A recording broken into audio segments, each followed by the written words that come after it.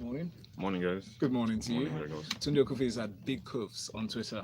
Join the conversation by sending us messages through WhatsApp to 0809 444 for WhatsApp messages. And of course, you can send your messages via Twitter as well at Smooth91FM is the handle.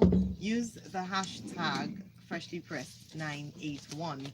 We're streaming live on YouTube, so please go on there as well. It's Smooth981. You find us there, see what's going on behind the scenes, and send in your comments from there as well. Our first story is from the Guardian newspaper. Experts differ on National Assembly's increase of 2019 budget by 90 billion.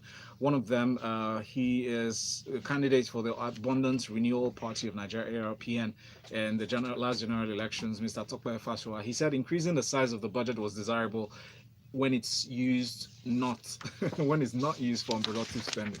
What are your thoughts on this, Tunde?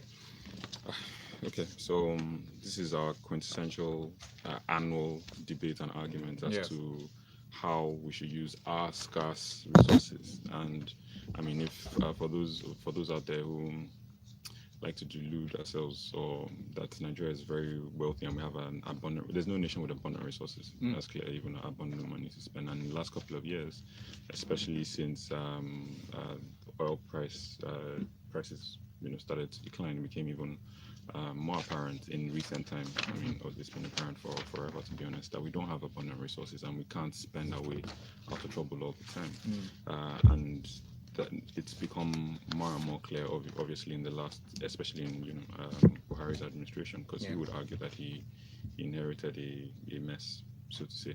So every year we've operated a budget with huge deficits because for a number of reasons. One, the government wants to focus on not just recurrent expenditure, but capital expenditure, things to focus on infrastructure, right? But we have a huge recurrent budget overhead, so to say, a huge recurrent cost overhead that takes up close to 80% or more of the budget. Now, that's the argument that's been made about this increase by the House. The argument is that this money, that the increase in itself is not bad, which is true. If that increase was to go into infrastructure as an investment into our future to benefit all, but it seems, according to the details of the story, that this is going towards paying severance packages, allowances, and severance packages. So again, it's a bit similar to the story from I think earlier in the week, where the Bayelsa State Assembly was trying to vote in, or they had proposed salaries for life for lawmakers. It's one of those it's one where the political class look at the rest of us and laugh, essentially, with very little regard, to be honest. There needs to be some sensitivity to these things. They are already on enormous packages.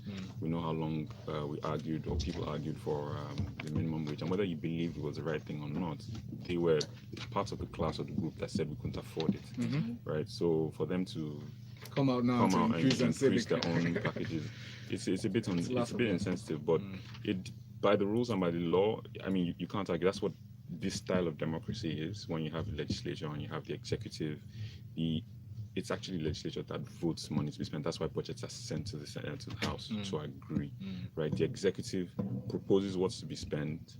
The legislature approves it.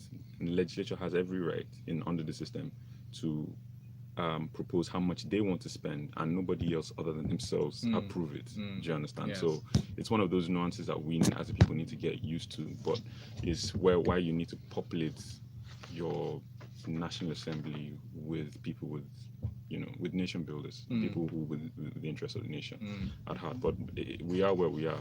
People will take whatever liberties they can and will be allowed. And for me, this is one of those things where I say that they're laughing at the rest of us. They're doing this because they can.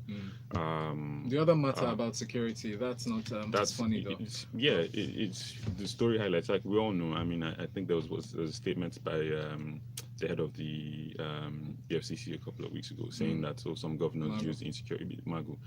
That's not news. That's new. We know, right? Insecurity is a big industry now. Some politicians foment insecurity in areas so that they can exploit the security votes. That's standard out. If you look at the way our budget has been ballooning, security is a huge part. It's the biggest growing part in a sense, at the expense of so many other things to secure and guarantee our future: healthcare, education, infrastructure. Everything is falling into this hole of insecurity, and some people in war, people get rich, and so it's one of those off of people's miseries. But reality is still that people's lives have been lost. People need help, especially those who are displaced. Yeah, well, so many times we've highlighted, there was when we spoke about fire at the IDP camps. That's another issue. That's another issue. Money's been voted, it's not being spent for it. They're not spending money the way they should. The net effect and result of that is we have one of the lowest budget to GDP ratios amongst our peers. We're not even comparing with amongst our peers. And in essence, to say that, look, how are we spending spending our scarce resources? It's not limitless, right? So we're not making the best choices. All right, let's move on now to the story from Thisday newspaper. Remember to send in your messages through WhatsApp 0809-444-0981. The big watch on this day, the federal government is saying that unemployment rates of Nigeria will reach 33.5% in 2020. They said some of the reasons why this might happen could be linked to insecurity, the insurgency, militancy, armed robbery, kidnappings, drug abuse, amongst others. What are your thoughts on this? Okay, whenever I read these articles and you get into the tenets of it, and when you now begin to analyze a lot of things that have been said with regards to what they potentially feel that the reasons are, and he's asking these questions about how do we break the resilience of high unemployment rates in Nigeria, why do we find ourselves in these situations, et cetera, and they refer to particular programs that happened in the past, some 40 odd years ago, when you look at programs like the National Accelerated Food Production Program, et cetera, it now makes me wonder, are we asking ourselves the right questions? And what do I mean by this, Valentine? I want to know where the question of education now begins to come in, and how you link that to the current rate of unemployment. Now, UNICEF in April released a particular report that indicated that 69% of Nigeria's out-of-school children are in the north. 69%. What does that now tell you? When you refuse to pay attention to these particular statistical abhorring numbers that tell you that your children are out of school, I don't understand how you can now begin to wonder why unemployment could possibly get to that particular component down the line. They are connected in a way that you cannot possibly separate. Okay, it's just directly linked. And people can now get into the argument of, okay, we don't necessarily have a burgeoning economy to give everybody jobs. That's not true. Education is what actually builds your economy, because what now begins to happen is that you're giving individuals the tools that they need to now begin to build the industries, even if they now begin to go into sort of entrepreneurship, innovation, or contribute to the current workforce, whatever the case may be. So I don't know why Ngige is asking the wrong questions. I read through this particular article to find out if there was any aspect about education. Not once was it mentioned. I almost feel like there is a war against education in Nigeria. And I don't know what that is or why. It's as if we just want to push it aside as some kind of dirty thing we don't want to talk about, or some kind of relative we don't want around, but we have to deal with. If you tackle education, you tackle unemployment. I honestly do not know what the confusion is. So you can put all these initiatives in place, you can put all these programs in place, but if you don't tackle it at the root, especially at the primary level, beginning to put these kids back in school, we will continue to have this conversation 10 to 15 years from now. And I'm getting very worried, because it's almost as if we don't want to address it. We know what we need to do, but we don't want to do it. Going back to Tunde's point about how you have the individuals in the legislature who are now passing all these particular bills to now enrich themselves, but then at the same time are voting against minimum wage. It comes down to that. Is this psychology that we have, or people in government have, that is just absolutely baffling? Because if you refer to developed countries, look at China, for instance, they have a high premium on education. So it tells you why the economy is growing. Anywhere that has a high premium on education, you have a low unemployment rate. It's literally the solution that you have. So I'm confused by this, and we will continue to, and what will now continue to happen, you put all these programs in place, they'll sit on one committee, they get a sitting allowance, we push all these things in place. You like to throw money at a problem. That's just what we like to do in Nigeria without tackling the root. Invest in your educational infrastructure, make it a priority, ensure that some people get some basic aspects of things that they need, the tools that they need to succeed. Step into the 21st century, understand what is required, focus on innovation, focus on entrepreneurship, focus on building the character of individuals so that they can have the self-respect and dignity to move forward into the future, so that they do not get themselves caught up in crime, they do not get themselves caught up in misleading attitudes and processes that lead down the path of destruction. So we need to focus on education, and then you take care of unemployment.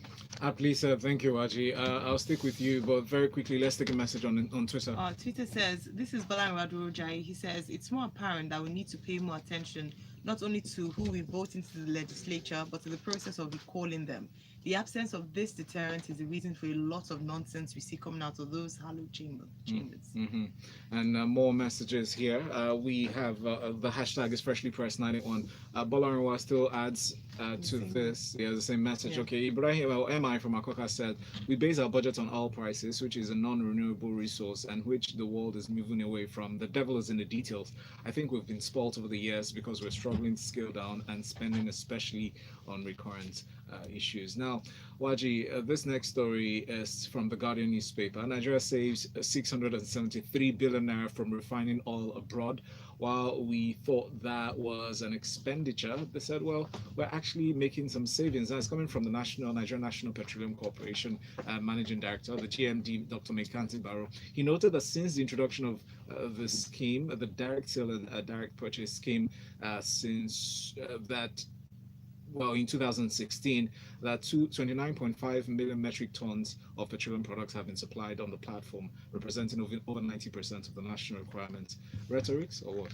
Yeah, that's exactly what it is. And I'm very, very happy that Tunde started off the show with the things that he said about the attitude and the psychology of people in government, because the audacity of NNPC to make the statement further speaks to that. That, that we are saving money by refining oil abroad. Are you kidding me? Like, are you actually serious? I saw the headline and I chuckled. But you see, it's the thought behind it that you can actually come out, Say what you want. and just say what you want. There are no repercussions. Nobody's going to come after you. You're not going to lose your job. You're not going to fall on your sword. Nobody's going to ask you to resign. You will continue to work. Our refineries will never get built with this kind of attitude.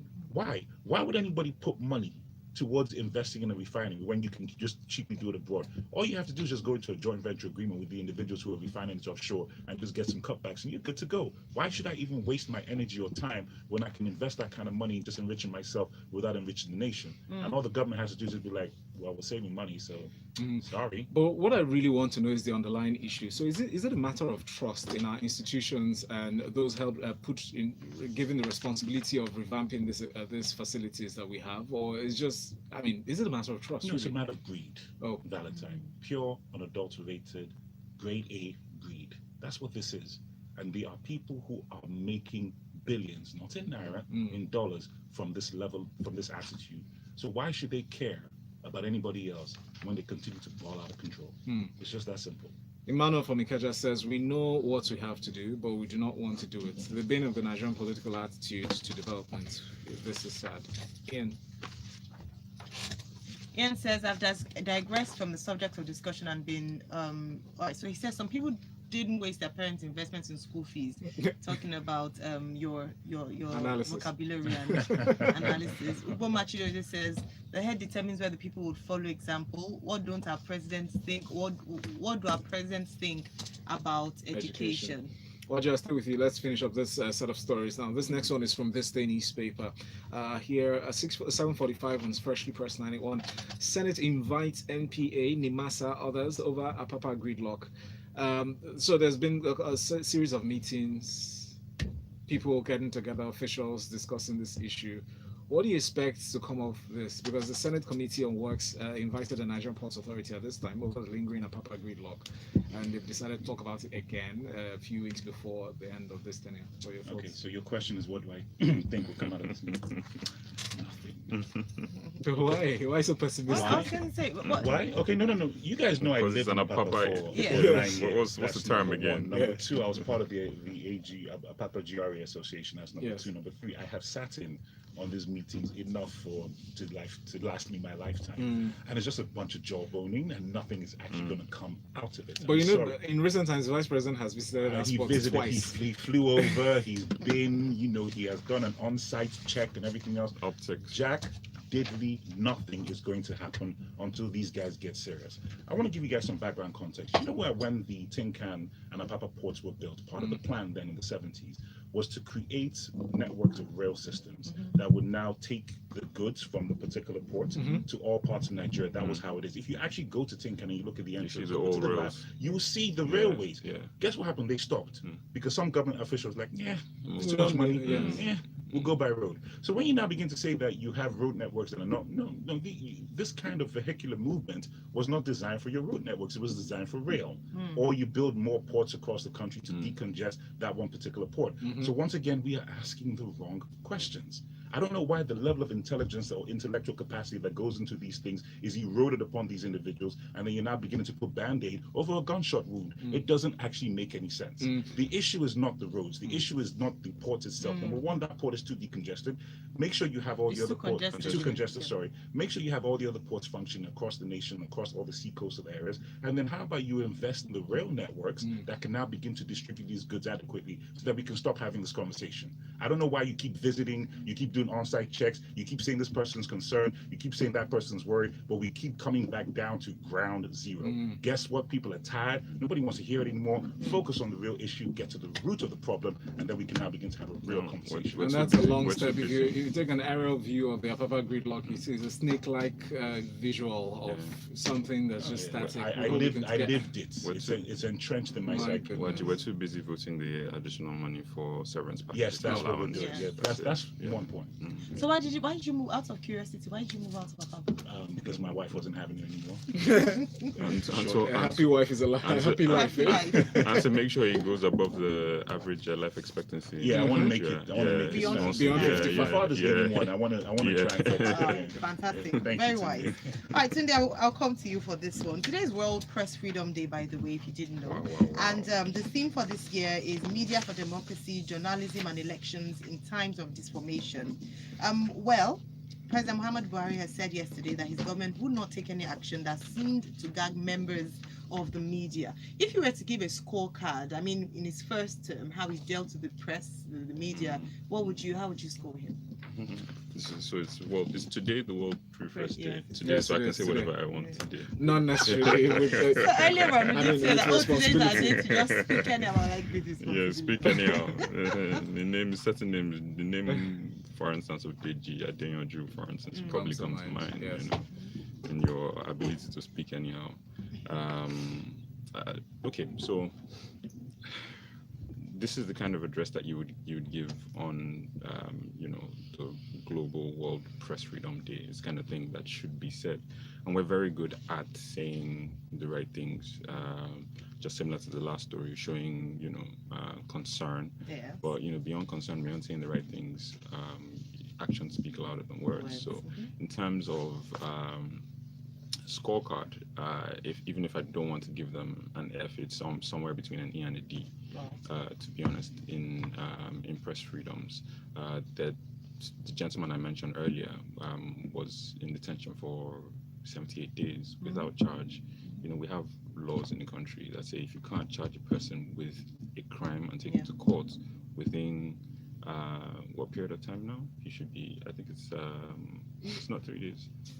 Between about 48 to 72 hours. If you can't bring a charge against them, you need to release them. This man was on no one knew where he was for 78 days, and there are examples of that. Now you can argue as to his the equilibrium in or the balance in his speech and or his position, but that's another thing, right? Because further down in the statement, and they mentioned that there are always those who want to use the media to emphasize our faults, right? So emphasize our fault lines, and make us not just look bad as a government, but make us look bad as a people. Yes, there are people who amplify the worst parts of Nigeria, and sometimes if you're outside, you would wonder, look, Nigeria is a mess, it's a war zone. Don't visit. When people keep getting asked, so why do you want to go to Nigeria? Why do you want to go to that place? So yes, that happens, but how do you balance that? It's not by making people, it's not by muzzling people or making people disappear.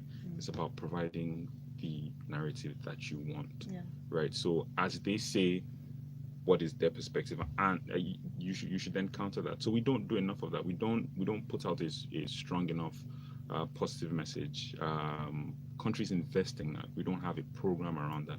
But then you should also make sure that you're selling a good product. So I guess that's also part of the thing. And then, prioritizing your money, make sure the good product is good. But it's a bit difficult to make the product good when we're spending on the amount that we spend on recurring income for salaries and things like that. But the importance of free press cannot be overstated. The fourth estate is a key pillar to any free society, and they're essential to it. Even those who you'd regard as nuisances, right, are important to holding everyone accountable and making the system better. Absolutely. Thank you very much indeed. I'll stay with you for this one, and it's looking at NYSC. So what's happened in Ibadan is that a lawyer, Mr. Aluko, had dragged the federal government to court over the constitutionality of the NYSC scheme, urging it to hold that the scheme was inconsistent with the 1999 constitution. Well, the appeal court upholds its constitutionality according to this report in The Guardian.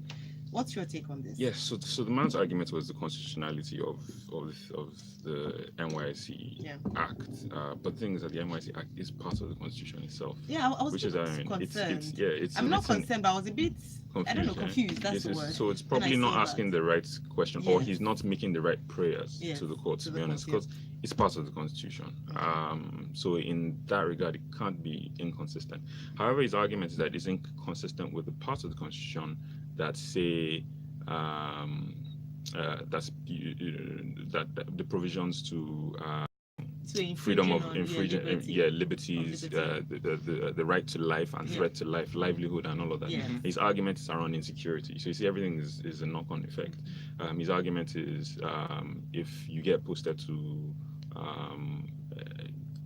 Borno, for instance, that it's an unsafe place to be, and therefore the NYSC Act is a problem. I think his prayer should have been around being that what reprieve do you have if you get posted to certain areas that have issues? Are you able to certain areas not be included? Should there be an index in which you say if a certain area passes this index, this threat index? The threat index is across the world. If it passes this threat index, then people shouldn't be posted. And if for a certain period while it's under security watch, no one should be posted. Many countries have schemes where people, he says it's like slavery and forced labor, but people you might not agree with how much they get paid, but they get paid. Slaves don't get paid. Also, yes, and to be fair, new graduates are quite excited about earning some form of income through the NYSC. All right. We have messages on YouTube. Ejiro Madedo says Apapa Gridlock will only disappear once the ports are decongested from factories. Chooks Nkencha has lovely words for you, Bikuf.